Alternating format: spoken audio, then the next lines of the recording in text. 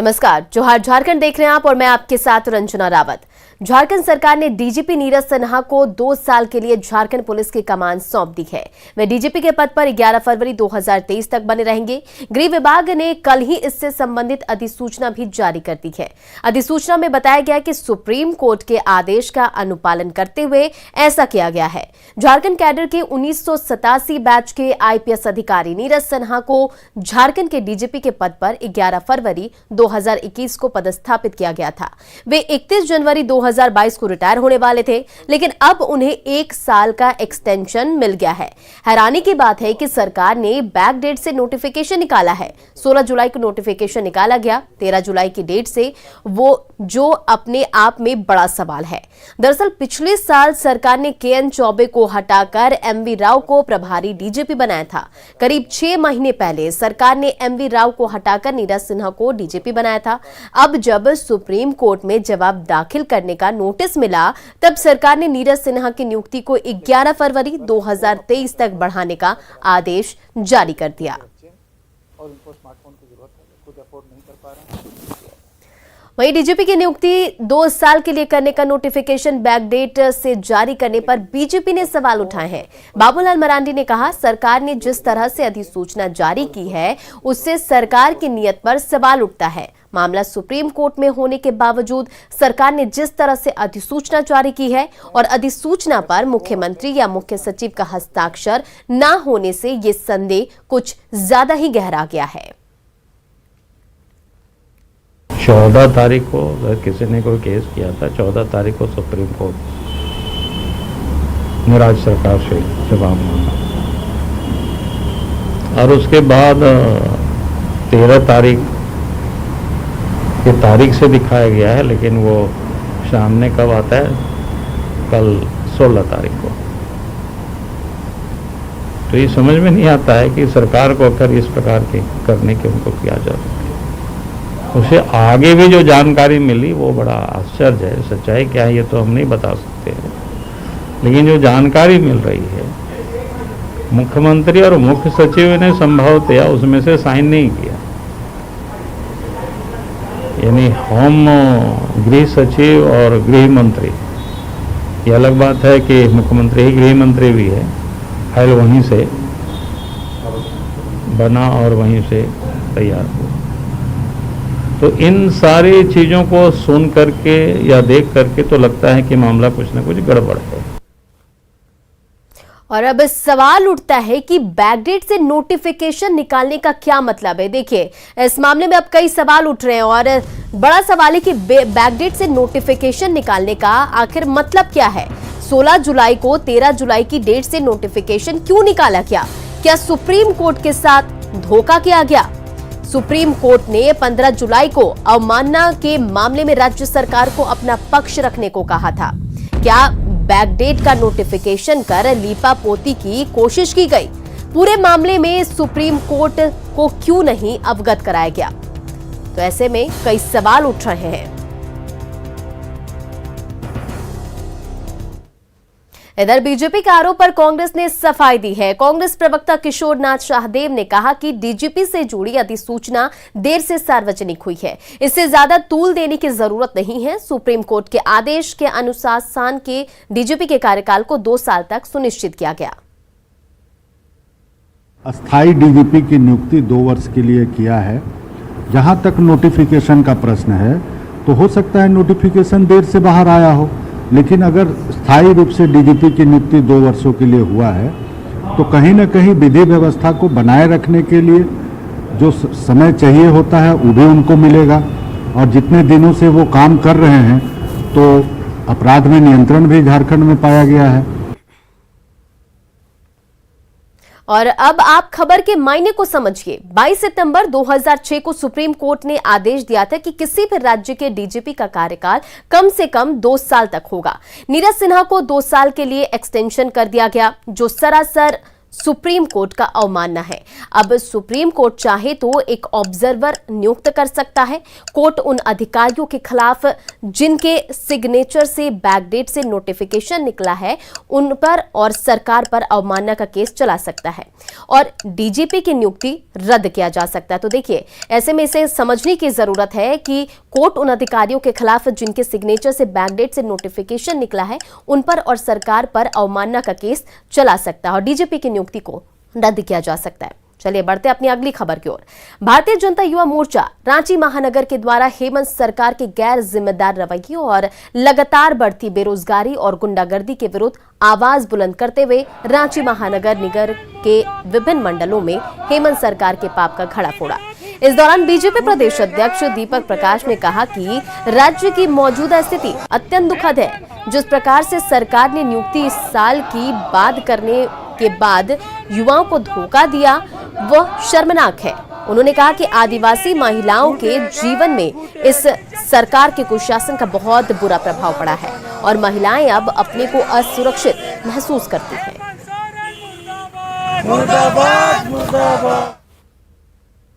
पूर्व केंद्रीय मंत्री और कांग्रेस नेता सलमान खुर्शीद एक दिवसीय झारखंड दौरे पर है। इस दौरान कांग्रेस प्रदेश कार्यालय में सलमान खुर्शीद ने पेट्रोल, डीजल, एलपीजी गैस के दर में बढ़ोतरी सहित महंगाई के मुद्दे पर केंद्र सरकार पर निशाना साधा। उन्होंने कहा कि आज केंद्र सरकार की नीति से लोग लगातार दबे जा रहे हैं। इस दौरान 23 करोड़ लोग फिर एक बार गरीबी रेखा के नीचे आ गए हैं। 2 करोड़ लोगों ने रोजगार खोया और 97% लोगों की कमाई में गिरावट आई है। जो ईंधन की कीमत है, जिस तरह से पेट्रोल, डीजल और एलपीजी की कीमतें बढ़ रही हैं, और जब मैं कहता हूं कि वो बढ़ रही हैं तो हमको ये मानना पड़ेगा कि सरकार बढ़ा रही है। क्रूर सरकार है जो दया जिसमें करुणा और दया कहीं देखने को नहीं मिलती कि आज इनकी कीमतों को बढ़ाकर वो कितना अन्याय कर रहे हैं आम जनता पर। इधर गिरिडीह में पुलिस की मिली भगत से बालू का अवैध कारोबार चल रहा है। बालू लदे ट्रैक्टर से पुलिस खुलेआम वसूली करती है। मुफस्सिल थाने की पुलिस करबला रोड में बालू लदे ट्रैक्टर को रोककर पैसे वसूलती है, जिसका वीडियो न्यूज 18 के कैमरे में कैद हो गया है। पुलिस एक ट्रैक्टर से 50 रुपए वसूलती है। पुलिस को पैसे देने वाले बालू कारोबारी विनोद ने कहा कि 50 रुपए नहीं देने पर पुलिस ट्रैक्टर को रोक सकती है।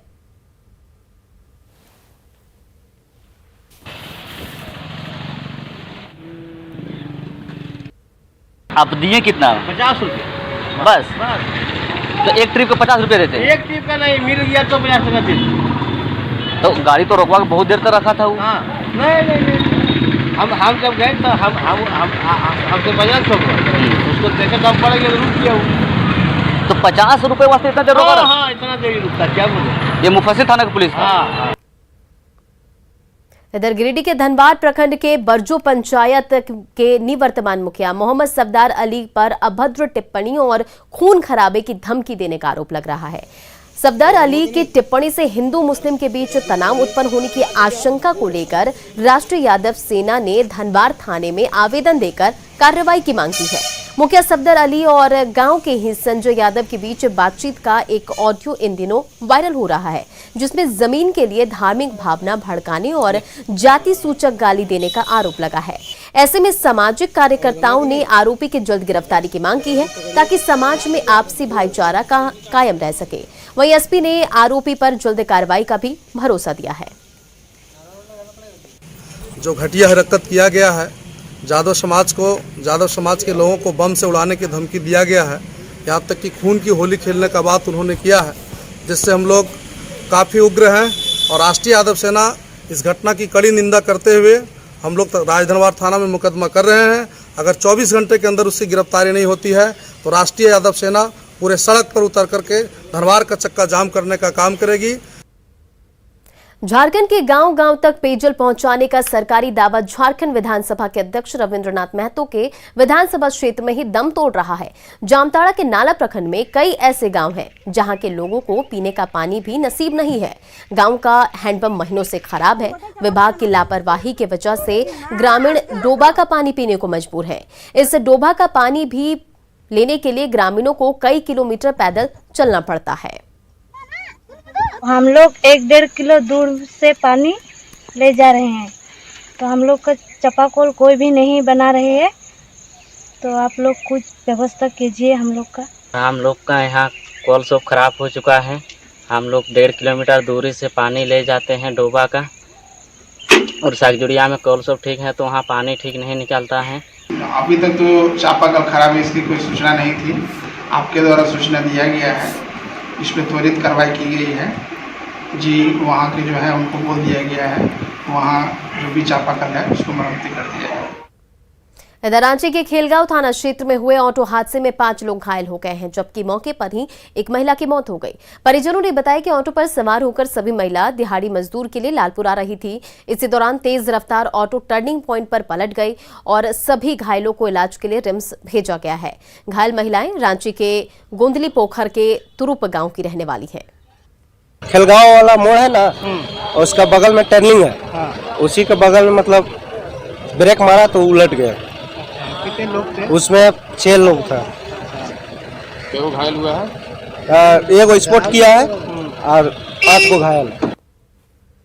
और इधर पलामू के गोदरमा गांव की एक महिला ने घर पर एक बच्चे और प्राइवेट हॉस्पिटल में 3 बच्चों को जन्म दिया, लेकिन 6 दिन के अंदर ही 4 बच्चों की मौत हो गई। परिजनों ने प्राइवेट हॉस्पिटल पर इलाज में लापरवाही करने का आरोप लगाया है। महिला के पति ने आरोप लगाया कि अगर डॉक्टरों ने सही से देखभाल और इलाज किया होता तो आज 4 बच्चे जिंदा होते।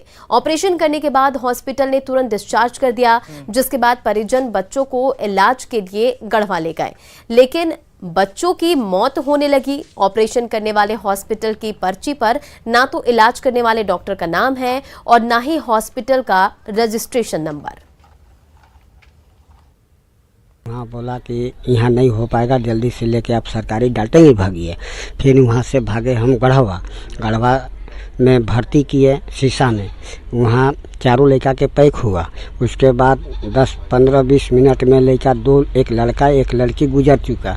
फिर वहाँ से लेके भागे। फिर यहाँ से सोचे कि भाई मट्टी उट्टी देने के बाद तो फिर तीसरा दिन पैसा उसा नहीं था मेरे पास, तो फिर जुगाड़ करेंगे तो कहीं जाएंगे।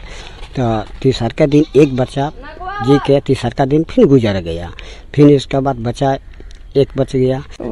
मेरा देवरानी जी है, उनको 4 बच्चा हुआ था घर ही, मतलब 12 बजे रात के दर्द उठा तो एक बच्चा घर ही अपने से हो गई। उसके बाद लेके हॉस्पिटल गए सरकारी में, तो वहाँ आधा घंटा तक चेक हुआ, नहीं हुआ साधन की नहीं यहाँ नहीं होगा, तो फिर लेकर के आए हैं। अभी उस पर हम लोग जांच दल गठित करेंगे। जांच दल गठित करके उस पर जांच कराई जाएगी। क्लिनिकल एस्टेब्लिशमेंट में सूचीबद्ध होना या आयुष्मान भारत में सूचीबद्ध होना उनको ऑपरेशन करने का अधिकार नहीं देता है, बशर्ते कि उनके पास आधारभूत संरचनाएं होनी चाहिए और क्वालिफाइड सक्षम ट्रेंड डॉक्टर्स भी होने चाहिए। और आज से देवघर में बांग्ला सावन की शुरुआत हो गई। ऐसे में श्रद्धालुओं की संख्या भी बाबा मंदिर में दर्शन के लिए उमड़ रही है। मंदिर बंद होने के बाद भी बाहरी गेट पर ही श्रद्धालु पूजा कर रहे हैं। शिव गंगा तट पर भी कई राज्य से आए श्रद्धालुओं की भीड़ उमड़ रही है। श्रद्धालु स्नान कर रहे हैं। कई श्रद्धालुओं को मंदिर बंद होने की जानकारी भी नहीं थी, वे दर्शन करने के लिए पहुंच गए। बता दें कि कोरोना संक्रमण को लेकर मंदिर को बंद किया गया है। ऐसे में लोग बाहर ही पूजा अर्चना कर रहे हैं। उद्देश्य तो यही था कि बाबा का दर्शन किया जाए, लेकिन ये बहुत वो लग रहा है निराशा कि बाबा का दर्शन हम लोग नहीं कर पा रहे हैं। आप जैसा कि देख रहे हैं कि हम लोग आधा घंटा से खड़ा हैं, लेकिन बहुत श्रद्धा लेकर आए थे कि बाबा का दर्शन हो और आशीर्वाद लेके हम जाएं पटना को। पटना से आए हैं, उम्मीद था कि बाबा का दर्शन करें, लेकिन बहुत ही ज़्यादा निराशा लग रही है। बाबा का दर्शन नहीं कर पा रहे हैं, बहुत ज़्यादा अफसोस लग रहा है। पूरी मार्केट खुली हुई है, शराब की दुकान खुली हुई है, लेकिन लगता है हमारे देश की सरकारों को हिंदू आस्था से कोई मतलब नहीं है। और कोरोना की तीसरी लहर की आशंका को लेकर प्रधानमंत्री मोदी लगातार लोगों से सचेत रहने की अपील कर रहे हैं। इसमें भीड़ भाड़ नहीं लगाने और सामाजिक दूरी का पालन करने की भी अपील की जा रही है। लेकिन देवघर में बीजेपी कार्य समिति की जो बैठक आयोजित की गई, इसमें कोरोना पर जारी नियमों की धज्जियां उड़ती दिखी। इसमें मुख्य अतिथि के रूप में चतरा सांसद सुनील सिंह मौजूद रहे। इस दौरान ना तो सोशल डिस्टेंसिंग का ख्याल रखा गया और ना ही विधायक के साथ कोई कार्यकर्ता ही मास्क लगाए हुए थे। वहीं जब इस बारे में नेताओं और कार्यकर्ताओं से पूछा गया तो सभी मुंह फेरते नजर आए।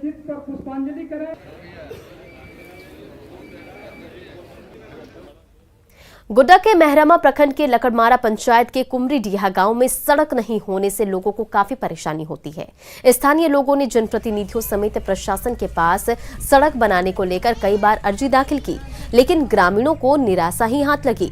इस गांव की आबादी तकरीबन 400 लोगों की है, लेकिन हैंडपंप से भी यहां के लोग वंचित हैं।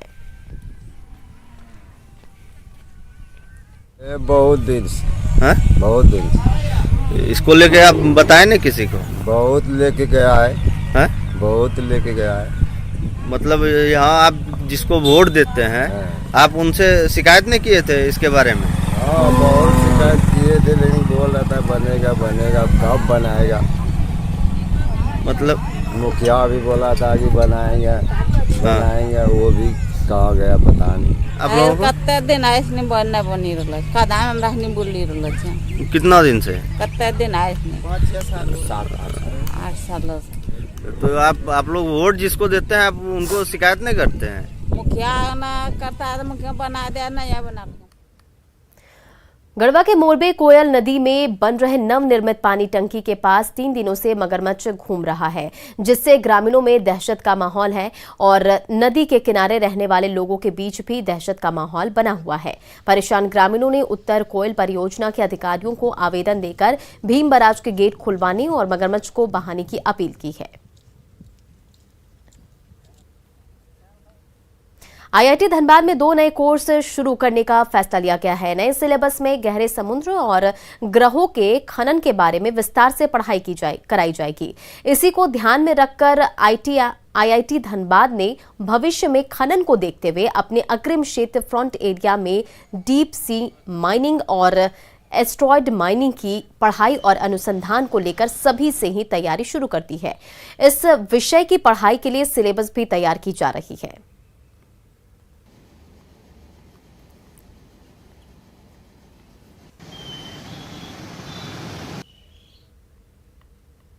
राज्य में कानून व्यवस्था की जिम्मेदारी सीधे तौर पर पुलिस के कंधों पर होती है, जिसमें कोताही बरतने पर अक्सर पूरा महकमा सवालों के घेरे में आ जाता है।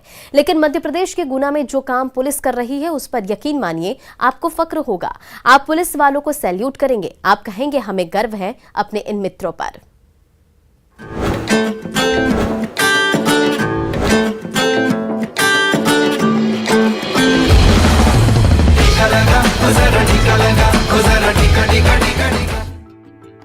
कोरोना से जान है बचाना तो वैक्सीन जरूर लगवाना।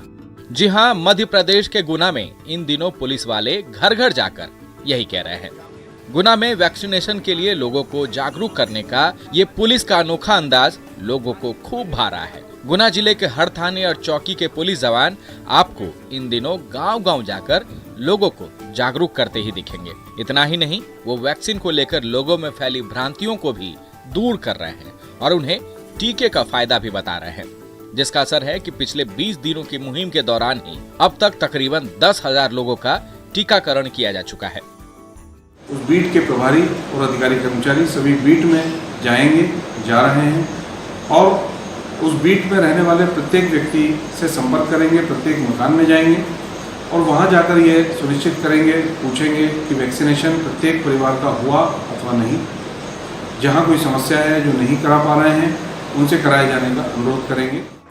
कानून व्यवस्था संभालने के साथ साथ अतिरिक्त जवाबदेही निभाना इतना आसान भी नहीं है, लेकिन गुना पुलिस कप्तान का सपोर्ट, लोगों से मिलता प्यार पुलिस कर्मियों के लिए प्रेरणा स्रोत बन गया, जिसके दम पर गुना पुलिस का पूरा महकमा पिछले 20 दिनों से लगातार लोगों को जागरूक करने में जुटा है। इस नेक पहल में क्या जवान और क्या अधिकारी, पूरा महकमा एक साथ कदम से कदम मिलाकर चल रहा है। जिले के बमोरी म्याना शहर कोतवाली इलाके में तो पुलिस के जागरूकता अभियान का असर इतना व्यापक है कि यहाँ के 80% से अधिक लोगों का टीकाकरण किया जा चुका है। अब गुना पुलिस की कोशिश वैक्सीन के दूसरे डोज के लिए लोगों को तैयार करने का है।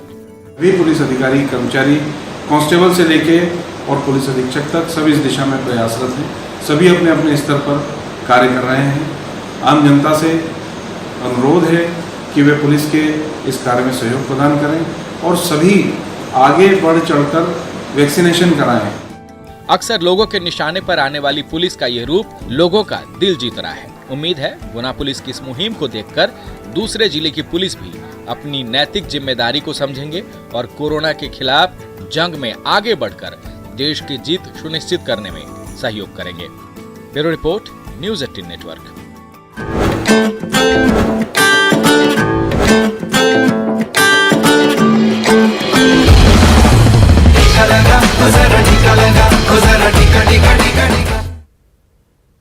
और चलिए अब देखते हैं झारखंड 2020।